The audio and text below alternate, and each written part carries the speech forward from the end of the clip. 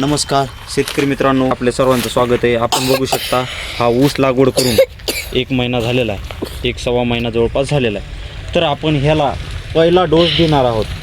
पहिल्या सुरुवातीला आपण खत टाकला नव्हता, तर आता जर बघितलं आपण त्याला फुटवे जर बघितले तर कमी फुटवे प्रमाणात आहेत, फुटवे निघायला आले। तर ह्याला आपण सध्याच्याला खताचा पहिली आळवणी म्हणजे पहिला डोस देणार आहोत। हा ऊस आहे PDN 13007, हे ऊसाची वाहन लागवड केलेली। तर आपण बघू शकता हा चांगल्या पद्धतीने उगलेला आहे। आता ह्याला आपल्याला पहिली आळवणी द्यायची आहे। तर आपण बघू शकता कोणकोणती खतं देणार आहेत आपण। तर जर बघितलं आपण तर शेतकरी मित्रांनो, जर बघितलं तर आपण DAP, हे 1 एकरचा प्लॉट आहे आपला।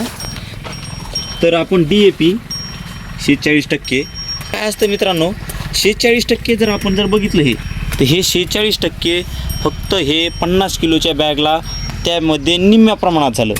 जर आपल्याला 100% 46% जर पाहिजे असेल ह्या खताची टक्केवारीमध्ये, तर आपल्याला 100 किलो घ्यावा लागेल, तेव्हा 46% हा खत होतोय।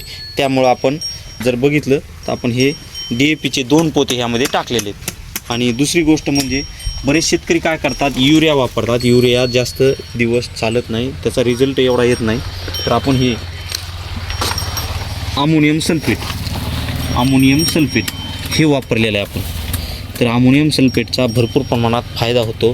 ह्यासाठी अमोनियम सल्फेट आणि DAP 2 पोते, अमोनियम सल्फेट 1 पोतं असं यामध्ये आपण मिक्स करून हे खताला पहिली आळवणी देत आहोत। तर आपण बघू शकतो हे, तर आपण ही बघितली आपण, तर हे खताची आपण खत टाकणार आहेत, याला पहिली आळवणी टाकणार आहेत आणि लगेचच आपण पाळी घालणार आहेत, जेणेकरून हा खत आपण जर बघितला तर हा यामध्ये आऊत चालल्याच्या नंतर हे खत बुजून जाईल। त्यामुळं आपण याला आता ही पहिली आळवणी करत आहोत। तर शेतकरी मित्रांनो, आपण हे करीत असाल तर युरियाऐवजी तुम्ही अमोनियम सल्फेट वापरा।